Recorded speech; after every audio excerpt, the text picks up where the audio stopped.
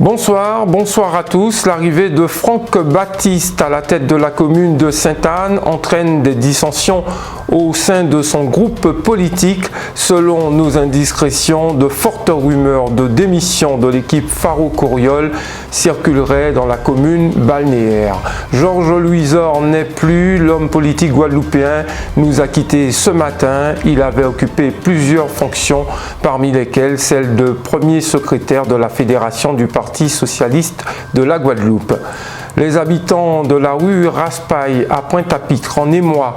Le week-end dernier, une prostituée a été la cible de coups de feu et en serait décédée. Madame, monsieur, bonsoir, bienvenue dans notre édition du soir sur MyTV Caraïbes. Commençons par la politique. Franck Baptiste est le nouveau maire de Sainte-Anne. Le frère de l'ancien maire a ravi le fauteuil de chef d'édilité à sa collègue Lydia Faro-Courriol de la même équipe.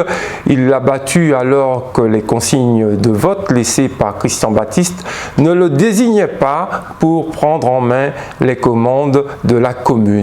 Le nouveau maire élu avec 18 voix contre 14 a tenu à faire le point sur la question. J'ai observé que se dessinait un noyau, sauf ce sont des collègues, et comme je les connais assez bien, donc j'ai maintenu ma candidature. J'ai fait aussi un appel, une ouverture, quand j'ai fait une suspension de séance pour intégrer mes collègues au sein de ce bureau. Donc ils ont refusé, donc par conséquent, j'ai constitué mon bureau et tout simplement nous allons avancer. Le complot, ce sont les gens qui font la mafia. À Sainte-Anne, au sein du conseil municipal, il n'y a pas de mafia. Nous avons des hommes et des femmes élus pour travailler pour la ville de Sainte-Anne.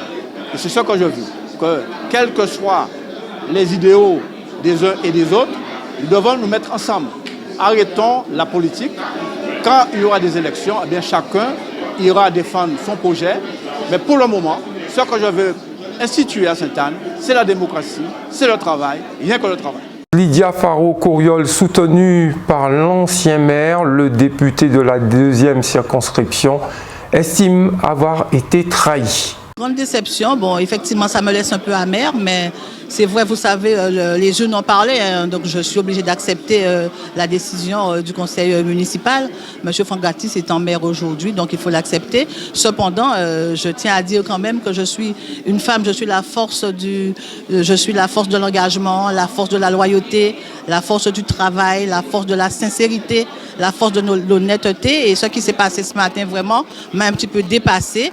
Et c'est vrai que je porte une réflexion et j'aurai bien sûr quelques décisions à prendre puisque ces forces-là ne peuvent pas se partager avec n'importe qui. Je vis ça effectivement comme une trahison, mais vous savez, bon, c'est la politique, hein, c'est pas nouveau, c'est la politique, c'est pas nouveau, mais en tout cas, moi, je garde toute ma force, toute la force que j'ai d'engagement, comme je vous dis, de loyauté pour pouvoir poursuivre le travail, peut-être pas au sein de ce conseil municipal, parce que je ne sais pas quelle décision que je vais prendre, puisque je vous ai dit que ce sont des forces qui ne peuvent pas se partager avec n'importe qui.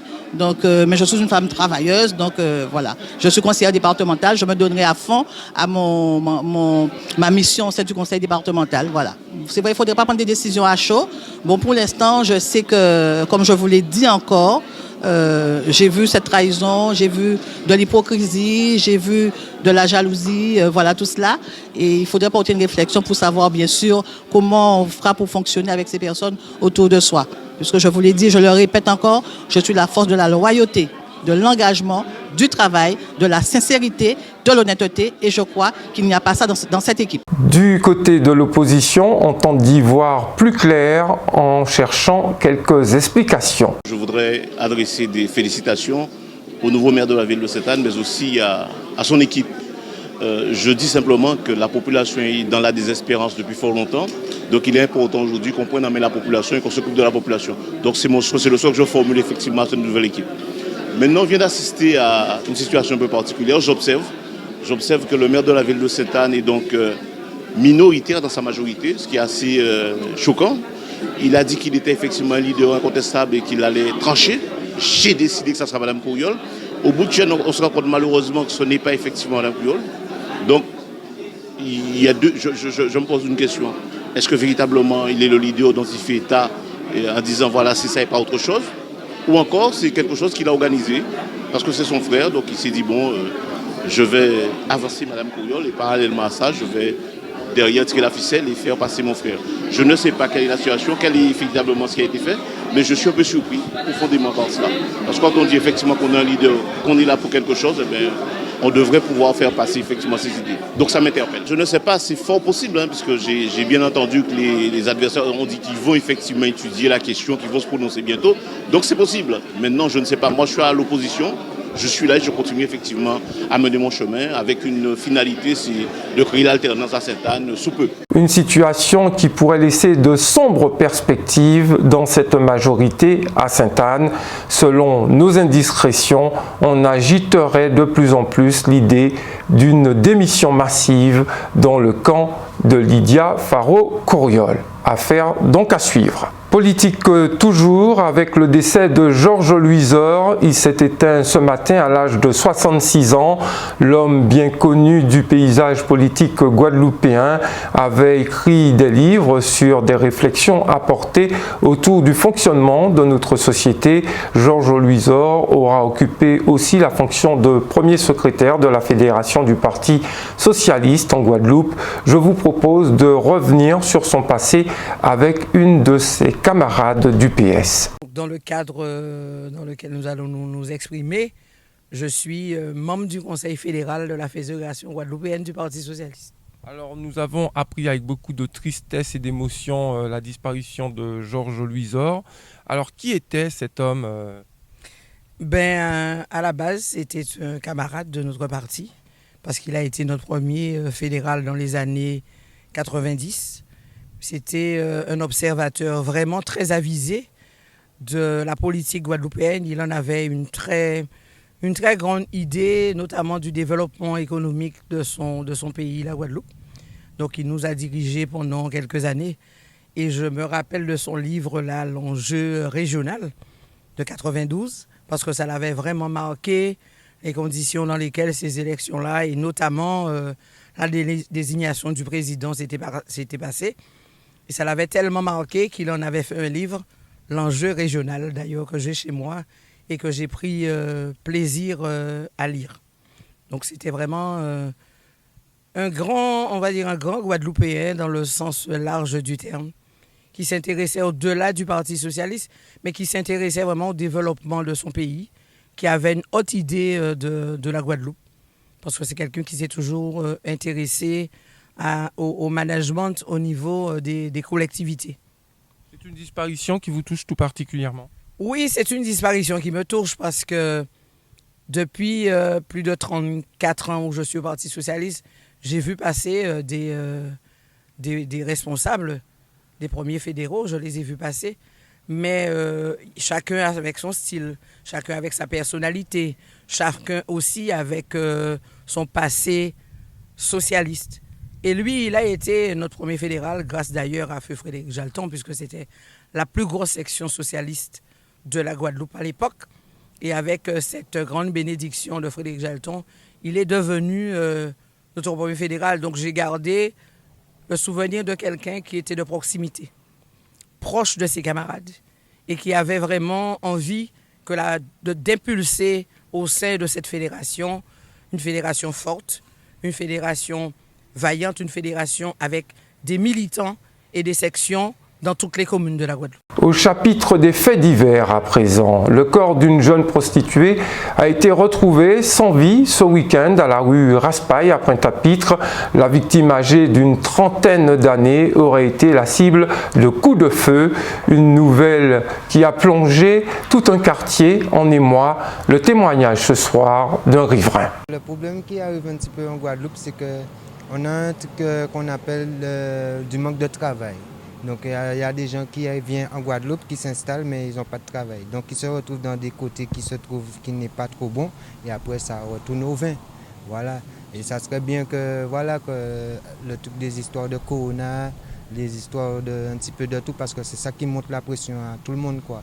Voilà. Et puis la France essaie d'évoluer au lieu de dégraisser le Guadeloupe un petit peu. Parce que c'est par rapport à ces genres de choses que ça donne beaucoup de chocs, beaucoup de problèmes, beaucoup d'histoires en Guadeloupe, quoi. On va dire ça comme ça. Après, bon, il y a des gens aussi qui sont irresponsables. Il y a certaines femmes qui, vous n'avez pas vos responsabilités. Vous voulez lui, vous voulez là, vous voulez celui-là, vous voulez ça. Donc, voilà. Donc, sans qu'on me dise quand même, changer mentalité à autres, bon, nous plus expérience par village au là. Parce qu'on est au moins 10 hommes sous la terre touchés avec ce genre de choses. Il manque le dialogue, il manque un petit peu de tout. Hein. Bon, mais on va dire que ni parmi nous, à dans certains jeunes aussi, que voilà, le fait qu'il y ait vécu rien qui a dans la violence, donc c'est un genre dur pour en sortir là-dedans. Il y a des gens encore, il n'y a pas qu'à essayer de ôter ces gens là-dedans, il y a qu'à style, comment on va dire ça, se moquer d'eux pour qu'ils vont faire plus de violence. C'est pas bon ça non plus en Guadeloupe, il faut qu'ils changent leur mentalité comme ça. La rentrée a été l'occasion pour certains restaurateurs de faire le point sur la période difficile du Covid-19 et d'aborder la reprise avec beaucoup de sérénité. Les professionnels ont payé un lourd tribut et n'entendent surtout pas baisser les bras. Le Covid, bon, lorsque tu n'as pas le choix, il faut faire avec. Ces 2 ans, c'est ça qui passait.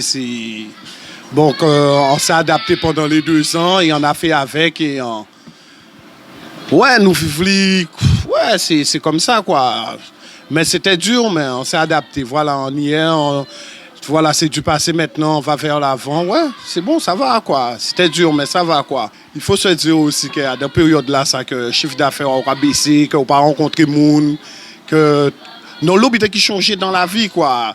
Donc, tu vois, c'est tout un événement, quoi. Mais oui, c'était dur aussi. N'importe qui qui dit que de loin ou de près que Covid l'a pas touché, c'est un mensonge. Parce que Covid l'a joué dans qui business ça, au bitin. Mais voilà, lorsqu'on n'a pas le choix, qu'on a dit, il faut faire avec, ben voilà, faut pas pleurer, il faut avancer, quoi.